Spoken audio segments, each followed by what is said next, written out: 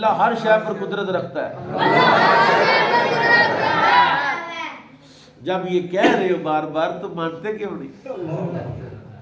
زبان سے تو کہہ دیا ہے، یہی سمجھانا میں تمہیں چاہتا ہوں نا کہ زبانی تو سب کچھ مانتے ہیں، لیکن روحانی تو کسی کو یقین نہیں۔ ایک مثال دی بڑی خوبصورت اس حوالے سے، ایک بہت بڑا اسٹیڈیم تھا تو کھچا کھچ بھرا ہوا تھا، اس اسٹیڈیم کے درمیان میں نے ایک رسہ، انہوں نے بڑا موٹا سا رسہ اس کنارے سے اس کنارے باندھا ہوا، ایک بندہ آیا، وہ جو سرکس والے ہوتے وہ ایک رسے پر دوڑتا دوسری طرف چلا گیا۔ بڑی کلیپ ہوئی کہ جناب کیا بات ہے کہ رسے پر دوڑتا جا رہا بندہ۔ اس نے مائک پکڑ کہا کس کس کو یقین ہے میں دوبارہ اس رسے سے واپس بھی جا سکتا ہوں؟ سب نے کہا ہمیں یقین ہے۔ اس نے کہا پھر میرا ایک سوال ہے، پورے مجمع میں سے کوئی بندہ ہے جو میرے کندھوں پر بیٹھے اور پھر میں آپ کو لے کر دوڑ لگا کر رسے کی دوسری طرف جاؤں؟ کون آئے؟ تو یار پہلے خود ہی کہہ رہے تھے یقین ہے، اس رسے سے دوڑ کے ادھر تک آ گیا تو واپس بھی جا سکتا ہے۔ کہا یقین ہے؟ کہا کیسے؟ کہا میں آیا نہیں۔ کہتا ہاں بالکل تو کر سکتا ہے۔ ان کا اچھا پھر میرے کندھوں پر آؤ کوئی بندہ بیٹھے پورے مجمع میں سے کہ میں آپ کو واپس ادھر دوڑ کے جاؤں۔ کوئی نہیں آیا۔ اس نے کہا تمہارا یقین نہیں ہے، صرف زبان سے بول رہے ہیں۔ اسی طرح ہم آمنت باللہ و ملائکتی تو کر رہے ہیں، لیکن اندر جو توکل کی دولت ہے وہ اس سے خالی ہے۔ وہ توکل کی دولت صدیق اکبر کے پاس سارا ہی مال لے کے سبحان اللہ، سبحان کیا کیا؟ سبحان اللہ، سارا کچھ ہی لے کے وہ دولت تھی توکل کی۔ داتا گنج بخش لجویری کہتے ہیں یہ توکل سیکھنے کے لیے میں ایک بزرگ کے پاس گیا، 100 بندوں کے پاس گئی حضرت داتا گنج بخش لجویری، کہتے کسی سے شکر سیکھا، کسی سے توکل سیکھا، کسی سے صبر سیکھا، کسی سے جو ہے وہ عاجزی سیکھی، کسی سے کوئی وصف سیکھا۔ بہت کم لوگ ہیں جو تمام اوصاف میں کامل ہوں، نہیں تو کوئی ایک وصف ہی لے کے بیٹھے ہوئے بندے دکان ڈال کے۔ وہ پنساری ہے، فقیہ شاعر ہے جو قارون ہے لغت آئے جازی کا۔ پنساری کے پاس بڑا سامان ہے، جو مانگو ملتا ہے، بڑے ڈبے اور بڑا کچھ پڑا ہوا ہے، اور اس سے زیادہ سامان اس کے اندر ہے۔ پنساری کیا ہے؟ وہ کہتا ہے قرآن کہتا ہے وَلَا رَطْبٍ وَلَا يَابِسٍ إِلَّا فِي كِتَابٍ مُبِينٍ، کوئی خشک اور تر شے ایسی نہیں جس کا ذکر قرآن میں نے نہیں رکھا۔ وَلَا أَصْغَرَ مِنْ ذَلِكَ وَلَا أَكْبَرَ إِلَّا فِي كِتَابٍ مُبِينٍ، کوئی چھوٹی سے چھوٹی شے ہو، کوئی بڑی سے بڑی شے ہو، کوئی نہیں ہے جس کا ذکر قرآن میں نہیں۔ تِبْيَانًا لِكُلِّ شَيْءٍ، کہتا ہر شے کو میں نے قرآن میں بیان کر دیا ہے۔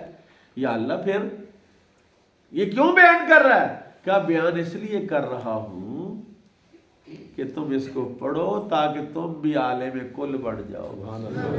کیا بن جاؤ؟ تم بھی عالم بن جاؤ۔ اور تم نے تو اس کے ساتھ تعلق ہی توڑ دیا ہے، تم نے تو کبھی اس کے ساتھ رشتہ ہی نہیں رکھا۔ دنیا سے رشتہ بڑا ہے۔ آپ کو پتہ ہے اس حقیقت کا؟ آپ کو پتہ ہے؟ میں بتانے لگا ہوں، سب سے زیادہ جلدی سکول بھی اتنی جلدی خالی نہیں ہوتا جتنی جلدی مسجد خالی ہو جاتی ہے۔ نمازیوں سے ایسے جماعت ہوئی، دعا ہوئی تو 1 منٹ میں سارے نکل گئے۔ مسجد کہتی ہے، دیواریں کہتی ہیں وہ بندے کافی آئے ہوئے تھے، کدھر گئے؟ میرے آقا نے فرمایا ہے جو بہترین نیکیاں والجلوس فی المساجد بعد الصلوات، مسجدوں میں نمازوں کے بعد بیٹھے رہنا یہ بہترین نیکی ہے۔ سبحان اللہ، یہ ساری زندگی کے سارے گناہوں کا کفارہ ہو جاتا ہے، یہ درجات کا ذریعہ ہے۔ والجلوس فی المساجد بعد الصلوات، نماز پڑھ لی، پڑھ کے بھی بیٹھا ہوا ہے۔ ایک تو نا کہ پہلے ہی آ گیا، جلدی پہلے ہی آ گیا کہ ٹائم نہیں ہوا، اذان دی ہے، قاری صاحب نہیں آئے، ابھی وضو کر رہے ہیں، قاری صاحب 1 منٹ اوپر ہو گیا ہے، وغیرہ وغیرہ، پہلے ہی آ گیا؟ کہا نہیں، پہلے آ گیا تو انتظار ہے۔ فرمایا اس کا مقام کیا ہے کہ ایسی ہے جیسے اسلام کے ملک کی سرحد پر پہرا دے رہا، جو پہلے آ کے بیٹھا ہوا ہے، اور جو پڑھنے کے بعد بھی بیٹھا رہا۔ آپ ایکسپیریمنٹ کر لیجئے، کسی بھی مسجد میں جائیں، جب دعا ہوگی نا، آپ کو دیکھیں منٹوں سیکنڈوں میں مسجد خالی ہو جائے گی، کوئی بندہ ہی نہیں نظر آئے گا۔ رسول اللہ نے ارشاد فرمایا یا رسول اللہ کس کے ایمان کی گواہی دیں؟ فرمایا اس کے ایمان کی گواہی آنکھیں بند کر کے دے دو جس کا دل مسجد میں لگتا ہے۔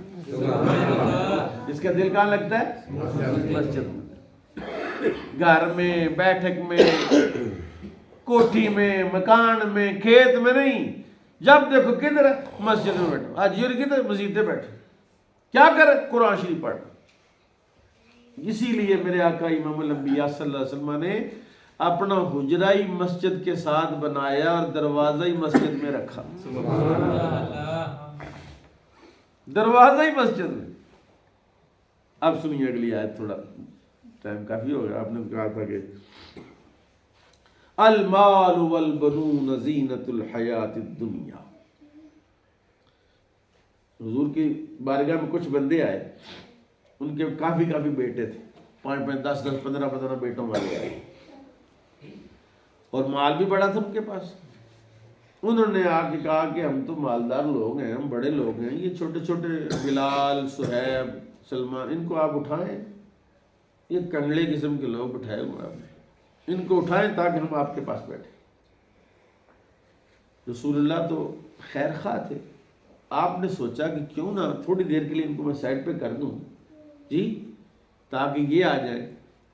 اللہ نے فوراً قرآن اتارا، سبحان اللہ، فوراً قرآن اتارا۔ اللہ نے وَلَا تُطِعْ مَنْ أَغْفَلْنَا قَلْبَهُ عَنْ ذِكْرِنَا وَاتَّبَعَ هَوَاهُ وَكَانَ مُفْرِطًا۔ اللہ نے فرمایا محبوب وَاصْبِرْ نَفْسَكَ مَعَ الَّذِينَ يَدْعُونَ رَبَّهُمْ بِالْغَدَاةِ وَالْعَشِيِّ يُرِيدُونَ وَجْهَهُ وَلَا تَعْدُ عَيْنَاكَ عَنْهُمْ۔ محبوب ان پر سے نظریں نہیں ہٹانی۔ سبحان اللہ، جو صبح بھی تیرے پاس ہوتے ہیں، شام بھی تیرے پاس ہوتے ہیں، مالداروں کی تو فیکٹریاں بڑی ہیں، ان کو تو ٹائم ہی کم ہے۔ تب اللہ نے آیت اتاری المال والبنون زینت الحیات الدنیا، یہ مال اور بیٹے یہ دنیا کی زینت ہے، یہ دنیا کی زینت ہے۔ والباقیات الصالحات خیر عند ربک ثوابا وخیر عملا۔ لیکن اللہ فرمایا باقیات الصالحات، یہ باقیات الصالحات کے بارے میں پوچھا کہ اصل یہ باقیات الصالحات کیا ہے؟ آپ نے فرمایا لا الہ الا اللہ، پڑھو لا الہ الا اللہ محمد الرسول اللہ۔ فرمایا یہ باقیات الصالحات۔ پوچھا اصل کیا؟ فرمایا سبحان اللہ والحمد للہ ولا الہ الا اللہ واللہ اکبر، یہ باقیات الصالحات کی۔ یہ باقیات الصالحات نماز ہے، باقیات الصالحات وضو ہے، باقیات الصالحات نیکی ہے، تقوی ہے، پرہیزگاری ہے، اور سارے پاٹے کوئی شے نہیں رکھتے اللہ کے نزدیک، کوئی حیثیت نہیں۔ اور اللہ کی ایک نیک کی اتنی حیثیت ہے، اس کے مقابلے میں 1 کروڑ بندہ بد کردار ہو اور ایک بندہ نیک ہو، اللہ نیک کی طرف دیکھتا ہے۔ اللہ کہتا ہو اس سے تو پوچھو وہ کیا چاہتا ہے، وہ میرا بندہ ہے، اللہ کا بندہ ہے، اس سے تو پوچھو وہ کیا چاہتا ہے۔